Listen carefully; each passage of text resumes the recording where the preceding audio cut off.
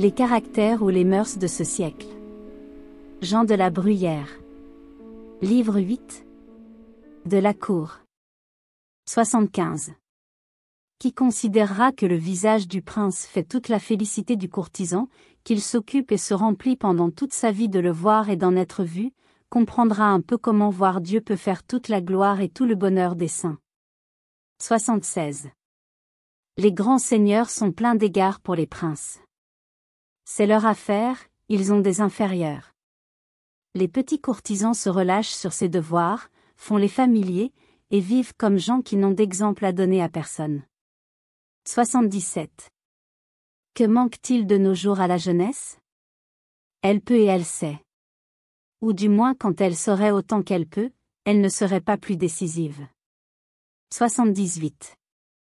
Faibles hommes. Un grand dit de Timagène, votre ami, qu'il est un sot, et il se trompe. Je ne demande pas que vous répliquiez qu'il est homme d'esprit. Osez seulement penser qu'il n'est pas un sot. De même il prononce d'Iphicrate qu'il manque de cœur. Vous lui avez vu faire une belle action. Rassurez-vous, je vous dispense de la raconter, pourvu qu'après ce que vous venez d'entendre, vous vous souveniez encore de la lui avoir vu faire. 79. Qui sait parler au roi, c'est peut-être où se termine toute la prudence et toute la souplesse du courtisan.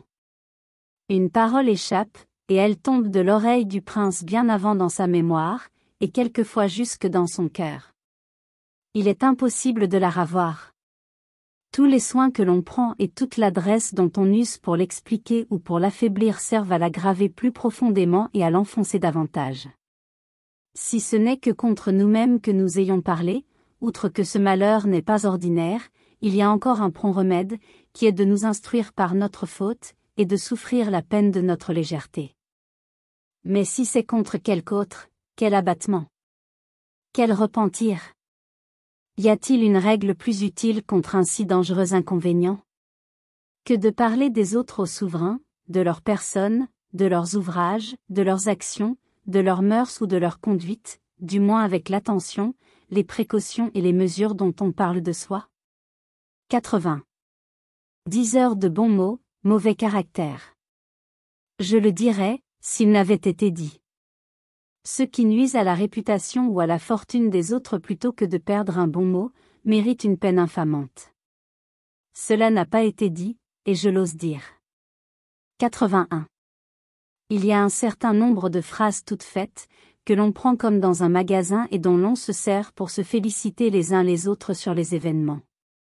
Bien qu'elles se disent souvent sans affection, et qu'elles soient reçues sans reconnaissance, il n'est pas permis avec cela de les omettre, parce que du moins elles sont l'image de ce qu'il y a au monde de meilleur, qui est l'amitié, et que les hommes, ne pouvant guère compter les uns sur les autres pour la réalité, semblent être convenus entre eux de se contenter des apparences.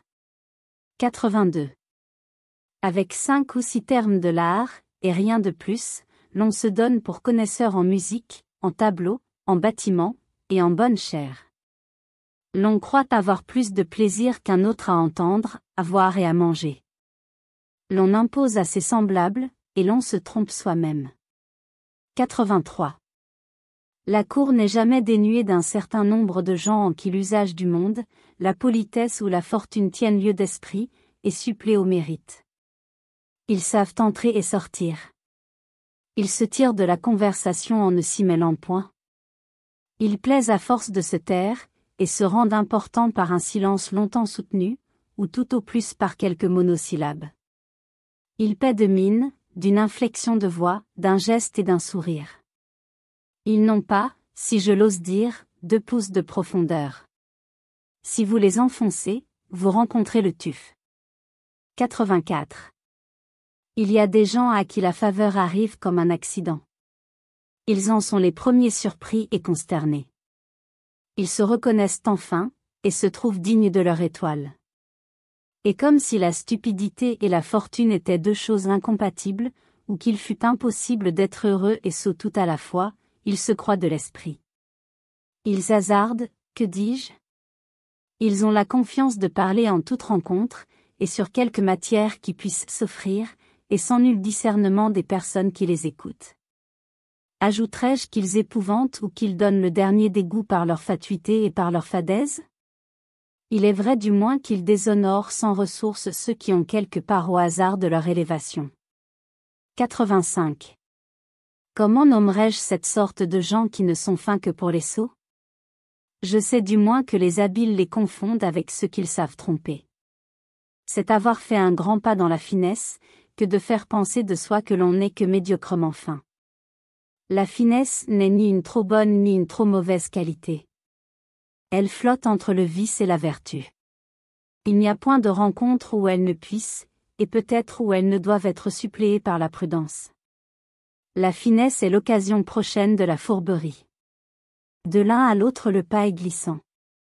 Le mensonge seul en fait la différence. Si on l'ajoute à la finesse, c'est fourberie. Avec les gens qui par finesse écoutent tout et parlent peu, parlez encore moins. Ou si vous parlez beaucoup, dites peu de choses. 86. Vous dépendez, dans une affaire qui est juste et importante, du consentement de deux personnes. L'un vous dit: j'y donne les mains pourvu qu'un tel y condescende.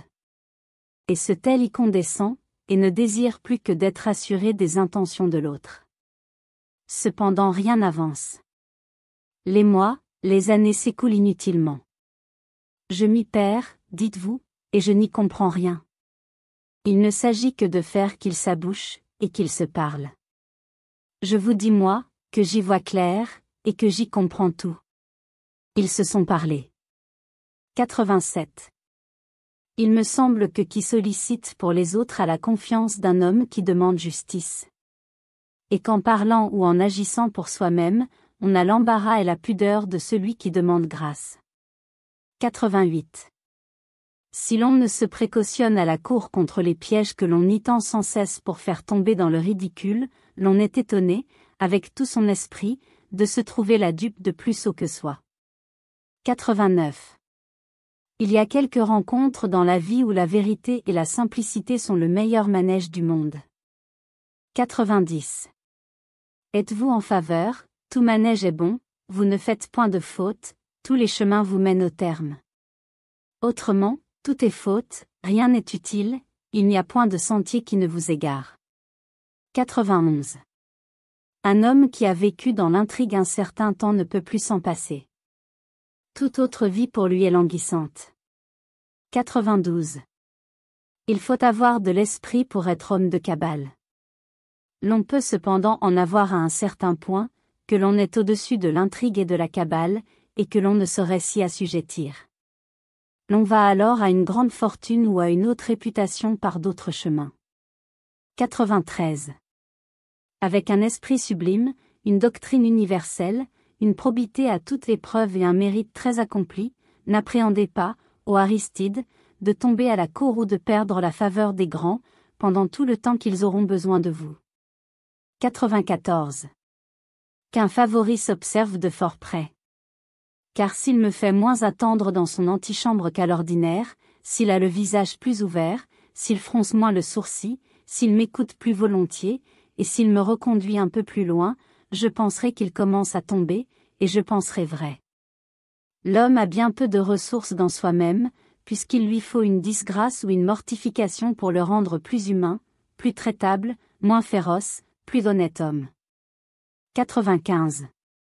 L'on contemple dans les cours de certaines gens, et l'on voit bien à leur discours et à toute leur conduite qu'ils ne songent ni à leur grand-père ni à leur petit-fils. Le présent est pour eux. Ils n'en jouissent pas, ils en abusent. 96. Straton est né sous 2 étoiles. Malheureux, heureux dans le même degré. Sa vie est un roman. Non, il lui manque le vraisemblable. Il n'a point eu d'aventure. Il a eu de beaux songes, il en a eu de mauvais. Que dis-je? On ne rêve point comme il a vécu. Personne n'a tiré d'une destinée plus qu'il a fait. L'extrême et le médiocre lui sont connus. Il a brillé, il a souffert, il a mené une vie commune. Rien ne lui est échappé. Il s'est fait valoir par des vertus qu'il assurait fort sérieusement qui étaient en lui. Il a dit de soi: j'ai de l'esprit, j'ai du courage.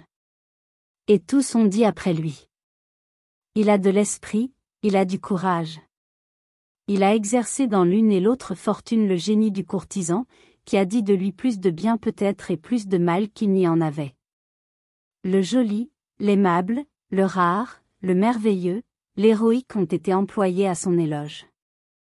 Et tout le contraire a servi depuis pour le ravaler.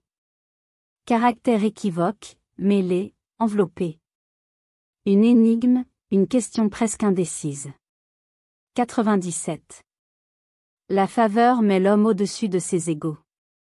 Et sa chute, au-dessous. 98. Celui qui un beau jour sait renoncer fermement ou à un grand nom, ou à une grande autorité, ou à une grande fortune, se délivre en un moment de bien des peines, de bien des veilles, et quelquefois de bien des crimes. 99. Dans 100 ans le monde subsistera encore en son entier. Ce sera le même théâtre et les mêmes décorations, ce ne seront plus les mêmes acteurs. Tout ce qui se réjouit sur une grâce reçue, ou ce qui s'attriste et se désespère sur un refus, tous auront disparu de dessus la scène. Il s'avance déjà sur le théâtre d'autres hommes qui vont jouer dans une même pièce les mêmes rôles. Ils s'évanouiront à leur tour. Et ceux qui ne sont pas encore, un jour ne seront plus. De nouveaux acteurs ont pris leur place. Quel fond à faire sur un personnage de comédie? 100. Qui a vu la cour a vu du monde ce qui est le plus beau, le plus spécieux et le plus orné. Qui méprise la cour, après l'avoir vue, méprise le monde. 101. La ville dégoûte de la province. La cour détrompe de la ville, et guérit de la cour. Un esprit saint puise à la cour le goût de la solitude et de la retraite. Merci d'avoir écouté cette vidéo. Si cette vidéo vous a plu, vous pouvez vous abonner gratuitement à la chaîne Coin Livre Audio. N'oubliez pas de liker avec le pouce vers le haut. Vous pouvez aussi me laisser un commentaire. À bientôt.